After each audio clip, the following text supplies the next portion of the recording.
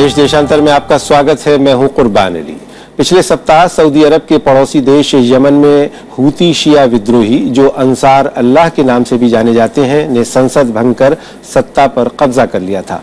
तब ऐसा लगा था कि कई महीनों से सत्ता के लिए चल रहा खूनी संघर्ष शायद थम जाएगा, लेकिन अब इस बात के संकेत मिल रहे हैं कि लगभग एक दशक से अशांत चल रहा यह देश शायद गृहयुद्ध की ओर बढ़ रहा है। इस बीच कई पश्चिमी देशों जैसे अमेरिका, ब्रिटेन और फ्रांस ने यमन में जारी अशांति की वजह से अपने दूतावास बंद कर दिए हैं और अपने कर्मचारियों को वहां से हटाना शुरू कर दिया है। हालांकि अमेरिका ने यह भी कहा है कि यमन में मौजूद अल-कायदा के खिलाफ उसका अभियान जारी रहेगा। दूसरी ओर संयुक्त राष्ट्र महासचिव ने यमन के सभी राजनीतिक पक्षों से संयम से काम लेने की अपील की है, जबकि चीन ने यमन में बिगड़ती स्थिति पर चिंता व्यक्त करते हुए संबंधित पक्षों से आपसी बातचीत के जरिए अपने मतभेद दूर करने की बात कही है और सुझाव दिया है कि संयुक्त राष्ट्र सुरक्षा परिषद के प्रस्तावों के तहत मतभेद हल होने चाहिए और खाड़ी सहयोग परिषद यानी GCC की मदद से शांति भागीदारी समझौते पर अमल होना चाहिए। ये समझौता यमन सरकार और शिया विद्रोहियों के बीच संयुक्त राष्ट्र की मध्यस्थता से गत वर्ष सितंबर माह में हुआ था, लेकिन बाद में विद्रोहियों ने इस पर अमल नहीं किया। ईरान से जुड़े हूती शिया विद्रोही इस्लाम की ज़ैदी शाखा से संबंध रखते हैं और अब तक कई बार बगावत कर चुके हैं, जबकि इनके विरोधियों का कहना है कि ये लोग कड़े धार्मिक कानून पूरे देश भर में लागू करना चाहते हैं। यहाँ ये भी गौरतलब है कि उत्तरी यमन हूती विद्रोहियों का गढ़ है और इस क्षेत्र में वे और अधिक स्वायत्तता चाहते हैं, जबकि देश भर में इनकी तादाद करीब 1/3 है। यमन की इस मौजूदा सूरत हाल पर बात करने के लिए मेरे साथ स्टूडियो में मौजूद हैं वरिष्ठ पत्रकार कमर आगा, पूर्व राजदूत Shivshankar Mukherjee, institute of social sciences के डायरेक्टर आश नारायण रॉय और वरिष्ठ अरब पत्रकार शेख वायद अल अब्बाद। आप सभी का बहुत बहुत स्वागत है। कमर आगा साहब, मैं शुरुआत आपसे करना चाहूँगा कि ये यमन में जो संघर्ष चल रहा है कई वर्षों से चल रहा है, पिछले एक दशक से तो इसने काफ़ी खूनी संघर्ष ले लिया है और एक तरफ ये संघर्ष सत्ता के लिए है, दूसरी तरफ वहाँ एक संघर्ष चल रहा है कि अल-कायदा का भी वो एक बड़ा गढ़ बन चुका है और अमेरिका और पश्चिमी देश उसके खिलाफ कार्रवाई कर रहे हैं। यमन की जो मौजूदा सूरत हाल है, जिसको देख करके अब लग रहा है कि शायद ये गृहयुद्ध की ओर बढ़ रहा है, ऐसी आशंका व्यक्त की जा रही है। क्या कहेंगे आप इसकी कुछ पृष्ठभूमि समझाते हुए? देखिए, पहली बात तो ये कि वहाँ पे अगर देखा जाए तो गृहयुद्ध तरह की चीज़ें काफ़ी समय से चल रही हैं। वहाँ पे सिचुएशन कंट्रोल में नहीं है। गवर्नमेंट ट्राइबल चीफ जो हैं वो एक अलग सेंटर ऑफ पावर है, अथॉरिटी बने हुए हैं और उनकी काफ़ी सपोर्ट है। उनकी आपस में भी लड़ाई है, फिर वो कभी कभी उसमें से बहुत से ऐसे ग्रुप हैं जो अल-कायदा को सपोर्ट करते हैं। गवर्नमेंट कमज़ोर होती चली जा रही, फिर नॉर्थ और साउथ में भी डिवीज़न है आपस में। ये हूती जो है ये नॉर्थ में इनका है, ख़ासतौर से सादा प्रोविंस में इनका वर्चस्व ज़्यादा है। 1/3 जैसा आपकी रिपोर्ट में मेंशन है पॉपुलेशन के हैं और ये काफ़ी समय से नॉर्थ में इनका कब्ज़ा रहा है, सियासत में भी। और वहाँ पे इनके रूलर थे, इमामत कायम कर रखी थी, तकरीबन 1000 साल इनकी इमामत वहाँ पे चली। काफ़ी कंजर्वेटिव ग्रुप है। जैदीज़ अपने को ये लोग कहते हैं, इमाम जैदी से इनका कनेक्शन है। ये असना शरी शिया नहीं है, बल्कि इमाम जैदी से इनका अलग हो जाता है और ये अपने को शिया भी कहते हैं और इनके ताल्लुकात भी हैं शियों के साथ। ऐसी बात नहीं है कि नहीं, ईरान और दूसरे कहा जाता है कि ईरान उसका समर्थन करता है, लेकिन ईरान की बहुत इन्फ्लुएंस वहाँ पे नहीं है। जैसा कि रिपोर्ट्स में आता है, देखा गया या मेरी जिन यमनी से बात हुई, ईरान का इन्फ्लुएंस बहुत ज़्यादा नहीं है, जैसा कि उसका दूसरे शिया सऊदी अरेबिया में बल्कि ज़्यादा है या दूसरी जगहों पे होता है। तो यमन, लेकिन ये है कि ईरान की उनको सपोर्ट है। ईरान के पास ना तो बहुत ज़्यादा पैसा है कि फंडिंग कर सकें या मिलिट्री एड दे सकें। ईरान खुद सीरिया में बहुत बुरी तरीके से फंसा हुआ है। दूसरी तरफ ये है कि वहाँ पे जैसा आपने बताया कि अल-कायदा बहुत स्ट्रॉन्ग और सबसे स्ट्रॉन्ग वहीं पे है। ये जो अरेबियन पेनिनसुला कहलाता है, अल-कायदा इन अरेबियन पेनिनसुला, और यहीं से वो इराक़ में भी ऑपरेट कर रहे थे और जिसमें अब अबू मुसफ़ अल-ज़रक़ावी जिसकी हत्या हो गई पहले, जो इसका लीडर था, वो भी इन लोगों ने वहाँ पे बड़ा आतंक फैला रखा था और इसी से निकल के IS भी निकल के आई है इराक़ की। जो मैं आता हूँ आपके पास में, आश नारायण राय साहब, आप भी इस क्षेत्र में काफ़ी जाते हैं, उससे वाकिफ़ हैं। ये जो मौजूदा संकट है कितना गंभीर है आपकी नज़र में और क्या वाकई गृहयुद्ध के हालात बन रहे हैं या कुछ हालात बेहतर हो सकते हैं? पिछले बार में 5 बार वहाँ जाने का मौका मिला, और वो ऐसा वक्त था जिस वक्त नेशनल डायलॉग कॉन्फ्रेंस हो रही थी, जिसमें 550 से ज़्यादा जो जितने नुमाइंदे हैं उसमें हूती भी थे, और सब लोग इस बात को पर बातचीत हो रही थी कि हम एक फेडरलिज्म के फ्रेमवर्क में इसको रिजॉल्व करें। और बहुत ज़्यादा उम्मीद बंधी थी, क्योंकि आपने देखा होगा कि 2011 में जो क्रांति हुई जिसमें महिलाएं भी और सारे वर्ग के लोग आए और बड़ी उम्मीद जगी, तो ऐसा लग रहा था, और मुझे भी अभी उम्मीद है कि संभवतः इसका कोई न कोई निराकरण आए, क्योंकि इन्होंने 1 साल तक वार्तालाप किया और अलग अलग मुद्दे पे इन्होंने एक आपस में अंडरस्टैंडिंग हुई। मुझे कहीं न कहीं लग रहा है कि शुरू में तो ऐसा निश्चित रूप से लगता था कि ये जो हूती का जो सारा कैंपेन है वो इसलिए है कि ताकि वो बार्गेनिंग पोजीशन अपनी जो है उसको स्ट्रॉन्ग करे, लेकिन उस पर डिपेंड करता है कि अब वो अंतर्राष्ट्रीय समुदाय उसको कैसे ले रही है, ईरान का क्या रोल होता है। तो मुझे कहीं न कहीं थोड़ी उम्मीद लग रही है कि संभवतः यह कुछ न कुछ डायलॉग यहाँ हो पाए और कुछ न कुछ समझौता यहाँ पे हो जाए। एम्बेसडर शिवशंकर मुखर्जी साहब, आज ही खबर आई है कि कई पश्चिमी देश जिनमें अमेरिका, ब्रिटेन, फ्रांस शामिल है और जर्मनी भी, उन्होंने अपने दूतावास वहाँ बंद करने का फैसला किया। कर्मचारियों को वो निकाल रहे हैं, और वॉशिंगटन से जो व्हाइट हाउस की प्रवक्ता हैं उन्होंने इस तरह के संकेत दिए हैं, एडवाइजरी भी अपने नागरिकों को दिए कि वो उस रीजन में ट्रैवल ना करें, यमन में ना जाएं। और जो खबरें वहाँ से आ रही हैं वो लग ये रहा है कि शायद यमन अब पूरी दुनिया से कट सा रहा है, और संयुक्त राष्ट्र ने जो अपनी मध्यस्थता करा करके एक फार्मूला निकाला था सितंबर में, वो माना नहीं विद्रोहियों ने। उन्होंने कब्जा कर लिया, राष्ट्रपति को इस्तीफा देने के लिए मजबूर किया जनवरी में, और संसद भंग कर दी। अब लगता है कि शायद पूरी तरीके से उनका नियंत्रण हो गया। ऐसे में क्या लगता है आपको, यमन के हालात क्या होने वाले हैं? हालात तो बहुत ही गंभीर हैं। मैं तो थोड़ा पेसिमिस्ट हूँ इसमें, क्योंकि ये जो पिछले दशक में जो कुछ हुआ है इसका एक उसका पुराना हिस्ट्री भी है। अब यूनिफिकेशन जब यमन का हुआ था 1994 में, उसके पहले नॉर्थ यमन और PDRY था, South Yemen, People's Democratic Republic of Yemen.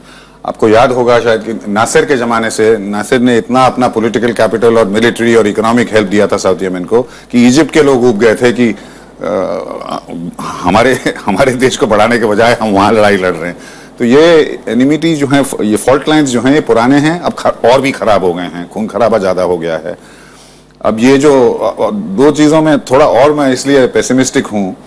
देखिए, यूनाइटेड नेशंस का मैं साफ साफ कहता हूँ, क्योंकि अपने खुद के एक्सपीरियंस से UN का जो इंटरवेंशन होता है वो नहीं के बराबर होता है, या एक ख़राब सिचुएशन को और भी ख़राब कर देता है। मैं साफ साफ बता रहा हूँ, क्योंकि जो लोग उसमें इन्वॉल्व होते हैं वो कोटा वोटा के हिसाब से चुने जाते हैं, उनको कुछ मालूम नहीं है। अगर UN इंटरवेंशन के पीछे P5 का, सिक्योरिटी काउंसिल का अथॉरिटी हो, तो फिर मामला आगे थोड़ा बढ़ सकता है, और इसमें दिख तो ये नहीं रहा है। ऊपर से यमन 70s और 80s से फर्टाइल ग्राउंड रहा है टेररिज्म ट्रेनिंग के लिए। IRA के जो टेररिस्ट थे नॉर्दर्न आयरलैंड के, वो लिबिया और यमन में ट्रेन होते थे।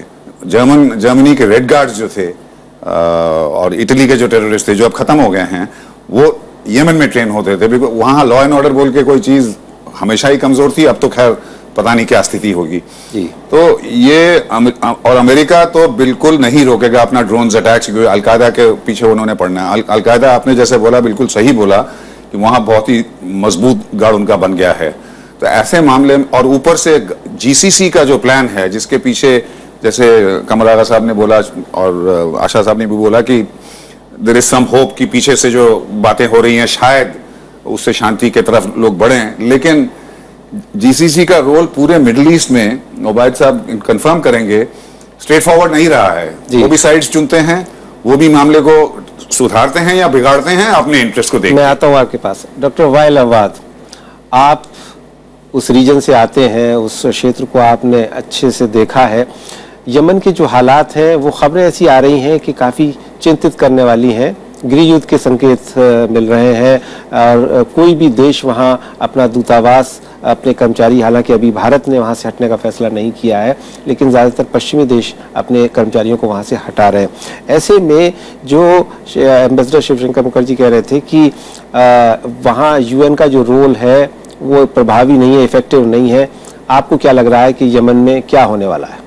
बिल्कुल जो एम्बेसडर मुखर्जी से कह रहे हैं बिल्कुल सही है, क्योंकि वहाँ पर आपके ये जो अभी क्राइसिस चल रहा है वहाँ पर है, वो अभी तक मतलब नया नहीं है, ऐसे काफ़ी पुराना है। जब तक वहाँ पर उन्होंने कम से कम एक 1986 वो जब तक वैसी हौसी का ग्रुप में शुरू कर दिया था, उन्होंने वहाँ पर स्टार्ट कर दिया था। उसी के अलावा सरकारी के भी, क्योंकि पॉलिटिकल रिफॉर्म्स, इकोनॉमिकल रिफॉर्म्स हिसाब को वहाँ पर डिमांड हो रहा है सारे लोग में वहाँ पर यमन के अंदर।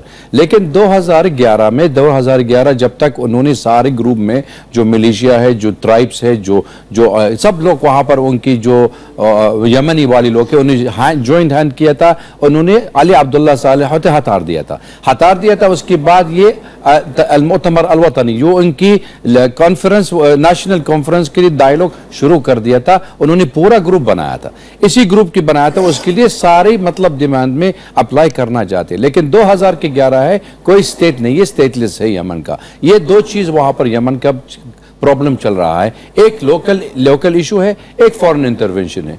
लोकल इशू है तो वहां पर सारी झगड़ा चल रहा है, जब तक वहां पर नॉर्थ एंड साउथ वो हमेशा चलता रहेगा। लेकिन दूसरी बात यह है, जब तक एक्सटर्नल इंटरवेंशन सबसे ज्यादा है जो सऊदी अरेबिया का है, जो जीसीसी वाली लोग मुल्क है, वो उन्होंने इंटरवीन कर दिया था। अगर जीसीसी मांग रहे यमन के साथ में इंक्लूड करना चाहते, उनके लिए कम से कम जो सारा पॉवर्टी है 58% वो लोग वहां पर अंडर द पॉवर्टी लाइन। इसका मतलब यह है, उन्होंने खुद मालूम हो गया था ये 23 मिलियन या 25 मिलियन का जो वहां पर लोग है, उनकी अगर डेमोक्रेसी शुरू हो रहा है, it will affect the monarchy, इसलिए वहां पर it serve everybody purpose. Doctor Waiel Awwad, मैं आपसे ये जानना चाहता हूं कि ये जो नए लोग आए हैं जिन्होंने सत्ता पे कब्जा किया है और जिन्होंने एक क्रांतिकारी सरकार का गठन करने की बात कही है, वो ये कह रहे हैं कि साहब हम एक नई सरकार को बहाल करेंगे, तो आपको लगता है कि मौजूदा हालात में ये संभव हो पाएगा? क्योंकि इन लोगों का काफी विरोध भी हो रहा है, क्योंकि ये शिया माइनॉरिटी हैं और 1/3 से ज्यादा इनकी तादाद नहीं है। ये शिया माइनॉरिटी के या सुन्नी का मेजोरिटी की बात करना नहीं जाती है, सुन्नी शिया शुरू हो रहा है, ये तो इसका किसी के फॉरेन इन्वेस्टेड इंटरेस्ट जिसके मांग रहे ऐसे करना चाहिए। एक्चुअली प्रॉब्लम ये है, रिफॉर्म्स होना चाहिए, सोशल रिफॉर्म्स है, उनके लिए जो डायलॉग में जो उन्होंने खुद कन्वेंशन बनाया था उसके अप्लाई नहीं किया था 4 साल के ऊपर। अभी तक वहां पर जब तक हमको अब्दुल्ला सालेह मिला था, मैंने पूछा था ये आपका क्यों क्या कर रहे हो, उन्होंने एक दफा हौसी सपोर्ट कर दिया, दूसरी तरफ में उन्होंने अल कायदा सपोर्ट कर दिया था। जब तक वो कंफ्रंट कर दिया था, पूछा था मैंने, वो कह रहे देख लो, let them fight each others. मेरा सवाल ये है, फाइटिंग होना चाहिए। जो अभी सरकार बनी है वो क्या यमन को, देश को बेहतर हालत में ले पाएगी?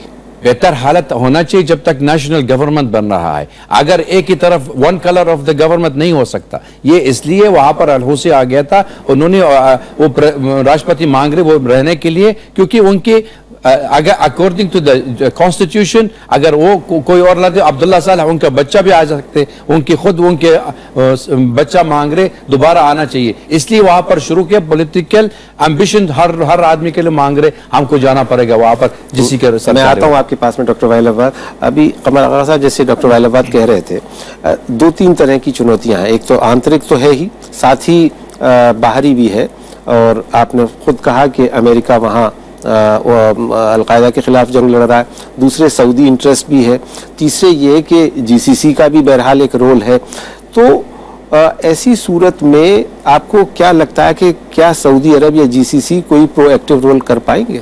नहीं, बिल्कुल करेंगे वो लोग प्रोएक्टिव। यमन बहुत स्ट्रेटेजिकली लोकेटेड है, गल्फ ऑफ अदन एक तरफ है, अरेबियन सी से जाके मिलता है, फिर दूसरी तरफ सऊदी अरेबिया से इसके बॉर्डर हैं, और सऊदी अरेबिया का हमेशा से वहाँ पे एक रोल रहा है यमन के अंदर, और वो कभी नहीं उसको बर्दाश्त करेंगे, इसलिए कि और वो ये भी नहीं चाहते कि वहाँ पे कोई सोशल या डेमोक्रेटिक गवर्नमेंट यमन में आए। वो इजिप्ट में नहीं चाहते, तो फिर यमन तो बिल्कुल उनसे मिला हुआ है, तो ये मुमकिन नहीं। दूसरी बात ये है कि ये हुकूमत तभी तक पावर में रह सकती जब तक कि इसको सुन्नी मेजॉरिटी की सपोर्ट है। अगर सपोर्ट नहीं मिलेगी तो ये बहुत दिन नहीं चल सकती। तीसरी चीज़ ये कि इनकी जो मेन डिमांड्स हैं वो बहुत अट्रैक्टिव हैं। ये बात कर रहे हैं इकोनॉमिक के लिए कि अनएम्प्लॉयमेंट ख़त्म होनी चाहिए, ये बात कर रहे हैं करप्शन ख़त्म होना चाहिए, ये बात कर रहे हैं कि जो है जो फेडरलिज्म होनी चाहिए, जो प्रोविंसेस हैं उसमें सबको का एक फेडरेशन बनना चाहिए और उनको ऑटोनॉमी मिलनी चाहिए। तो इसकी वजह से एक सेक्शन इनका जो है सुन्नियों का भी इनको सपोर्ट कर रहा है। वो देख रहा है कि कब तक इनको करना चाहिए। दूसरी चीज़ ये कि अमेरिका में भी डिवीज़न है। एक अमेरिकन थिंकिंग ये भी है कि इनकी मदद से अलकायदा को हराया जा सकता है। हूती और अगर अमेरिकन कोऑपरेशन हो जाए तो उनको हराया जा सकता है। तो कुछ एक चीज़ बड़ी मेरे जहन में सवाल आ रहा है कि जब अलकायदा वहाँ मौजूद है, अभी तो लड़ाई हो रही थी सरकार के साथ इन लोगों की जो ये हूती विद्रोही हैं, और अलकायदा अभी खामोश है। अमेरिका के भी अटैक फिलहाल हाल के दिनों में उतने ज़्यादा नहीं हुए हैं। तो ऐसी सूरत में क्या अलकायदा चलने देगा इस सरकार को? नहीं, बिल्कुल नहीं, कोई सवाल नहीं। अलकायदा भी नहीं चलने दे। अलकायदा का बेसिक प्रिंसिपल एक है, ये सरकार हो या कोई दूसरी सरकार हो, वो उनका एक ही पॉइंट एजेंडा होता है कि chaos एंड अनार्की, फितना और फसाद, उसको फैला दो, मुल्क के अंदर अमन शांति ना आने दो और उसी में कैप्चर करने की कोशिश करो। इलेक्शन के थ्रू, पॉपुलर सपोर्ट नहीं है उनको तो इलेक्शन के थ्रू तो आ नहीं सकते, या कोई दूसरी जहाँ पे भी हैं, चाहे इराक़ में हो या हमने अफ़गानिस्तान में सबसे पहले जब तालिबान वहाँ पावर में आई, अफ़गानिस्तान में 4 साल हमने यही देखा, उनकी यही टैक्टिक्स रही। तो यही उनकी सेम टैक्टिक्स है, वो चाहे सीरिया हो या इराक़ हो या यमन हो, सब जगह एक ही है। और अलकायदा जो है वो सबसे स्ट्रॉन्ग जो है इस वक्त अफ़गानिस्तान और पाकिस्तान के रीजन को छोड़ के अगर कहीं पे है तो वो इसी क्षेत्र में है। और उनके जो एफिलिएट ऑर्गेनाइजेशन है वो वहाँ से काफ़ी अरब देशों में ऑपरेट करती हैं और उनकी बड़ी कोऑपरेशन है आपस में एक दूसरे का। तो ये एक बहुत बड़ा फोर्स बन गया है जो चिंता का विषय है, यमन के लिए भी है, अमेरिका के लिए भी है और सऊदी अरेबिया के लिए भी है। तो ये एक अजीब स्थिति है वहाँ। जी, आपको क्या लगता है कि अभी जो यमन के हालात हैं, अभी डॉक्टर वाइल अब्बाद बता रहे थे कि 58% लोग बिलो पॉवर्टी लाइन है। मेरे ख्याल में शायद एक खाड़ी के देशों में सबसे ज़्यादा गरीब देश यमन ही है।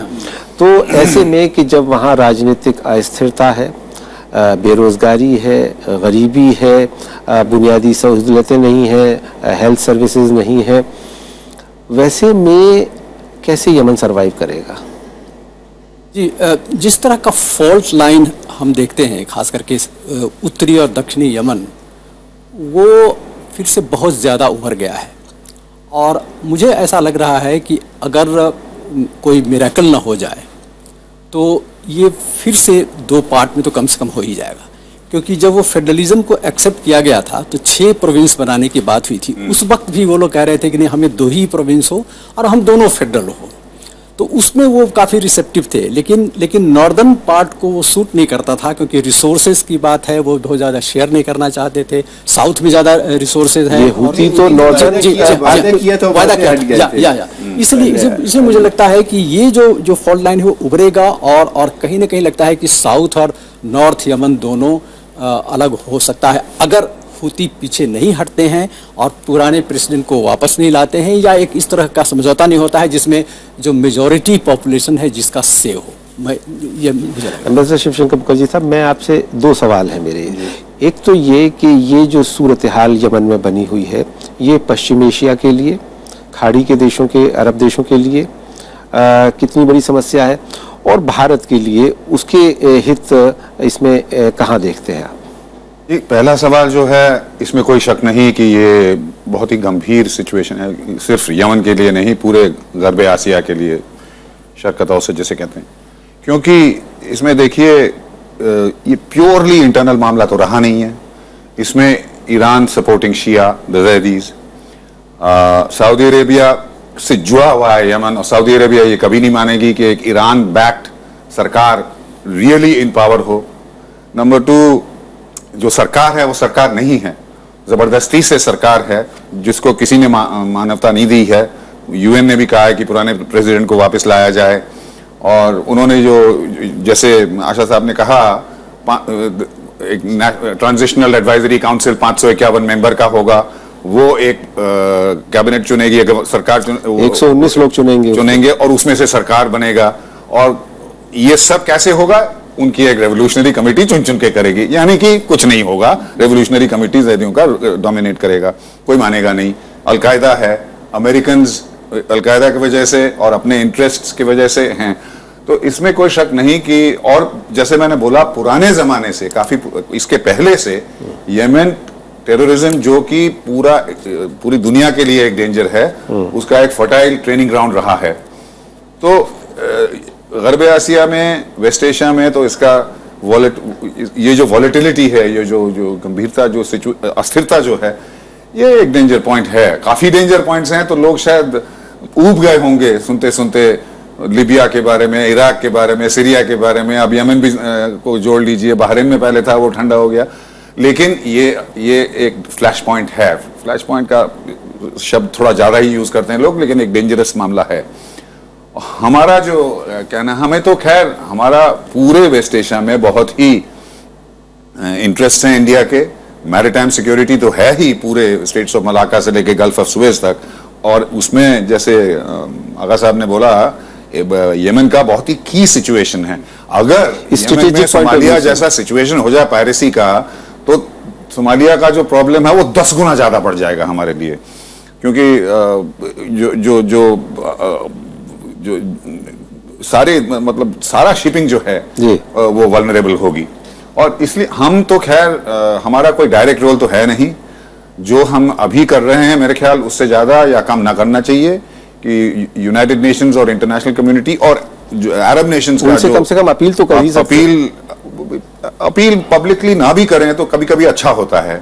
अगर हमसे अगर पूछा जाए फॉरेन कैपिटल्स में, तो हमारा तो जवाब यही है कि शांति हो, डायलॉग शुरू हो, उसके पीछे हम समर्थन करते हैं। डॉक्टर वाइल अहबाद, आपसे आखिरी सवाल के ये जो अब सूरत हाल बनी हुई है यमन में, जिसका अभी फिलहाल कोई नतीजा निकलता हुआ नजर नहीं आ रहा है, वैसे में जो यूनाइटेड नेशन ने एक डायलॉग प्रोसेस शुरू किया था और कोशिश है, उन्होंने अपने एक स्पेशल एमिजरीज, स्पेशल एलची को भी भेजा हुआ है उस रीजन में। हालांकि वहाँ पता नहीं चल रहा है कि सोमवार से जो बातचीत होने वाली थी वो शुरू हुई है या नहीं। क्या कोई उम्मीद आपको नजर आती है इस संकट की, इस क्राइसिस के हल होने की? हल होना चाहिए। देख लो, अगर ये तो वहां पर अगर हल नहीं हो रहा तो डिवीजन एमिनेंट है, क्योंकि वहां पर बिल्कुल अम्बासडर मुखर्जी से कह रहे वेरी वाइटल एरिया, जियो पोलिटिकली लोकेटेड, इससे ज्यादा बहुत इंपॉर्टेंट है। वहां पर सारी टैंक में ऑयल निकल रहा है वहां पर, लेकिन कोई सोल्यूशन नहीं हो रहा है। It is a big problem for the rest of the world. इसलिए वहां पर जमाल बिन उमर, जो उन्होंने स्पेशल एनवॉय, उन्होंने वहां पर यूएन का, उन्होंने खुद बात चल रहा था वो डायलॉग के लिए। डायलॉग के लिए मतलब आप जो आपकी नेशनल इंटरेस्ट हो रहा है, सब लोग इंप्लीमेंट करना चाहिए। Implement your own decision. अगर आप लोग इंप्लीमेंट नहीं हो रहा है, सऊदी अरेबिया और बाकी कतर में क्या कर रहे हैं, सिर्फ पैसा देते, buying loyalty. Buying loyalty doesn't make a nation. ये तो चल रहा रहेगा। ये तो अफगानिस्तान के अंदर भी है, अभी रंजित स्टेट, अभी तक यमन भी है, तो यमन अलकायदा इन यमन, वो भी सेम प्रॉब्लम है। पैसा देने के लिए तो मतलब पैसा स्विस बैंक में जा रहे, दुबई में जा रहे, किसी को और जगह जा रहे। अच्छा, एक चीज डॉक्टर वाइल अहबाद, एक एंगल हम छोड़ गए कि ISIL का भी एक रोल है उस रीजन में। उनकी एक ग्रुप बिल्कुल उन्होंने लॉयल्टी करा दिया था। उन्होंने खुद बोला था हम लोग को उनकी दाइश के लिए बुलाया था अंदर, और अभी तक हमारा ट्विटर भी आ गया था। यहाँ पर वहां पर जो सीरियन वाले, जॉर्डनियन है, फलस्तीनियन है, सऊदी वाला जो उनकी अलकायदा वाले साथ है, अभी तक भाग गया था, वहां पर सीरिया की तरफ चला गया था, सीरिया और इराक की तरफ में गया था। अभी खुद ये अलकायदा कह रहे हैं वो बुलाते दोबारा वापस आ जाइए। थोड़ी वक्त की कमी है, आपको यहाँ रोकना पड़ेगा। बहुत बहुत शुक्रिया इस चर्चा में भाग लेने के लिए doctor Waiel Awwad, ambassador Shivshankar Mukherjee, Ash Narain राय साहब, कमर आगा साहब। तो हमारे मेहमानों का भी ये मानना है कि काफ़ी गंभीर स्थिति बनी हुई है यमन में। उम्मीद करनी चाहिए आगे आने वाले दिनों में कुछ हालात बेहतर हों, यमन के आम नागरिक को बुनियादी सुविधाओं के साथ साथ सुख शांति भी नसीब हो। इसी आशा के साथ देश देशांतर में मेरे साथ इतना ही। नमस्कार।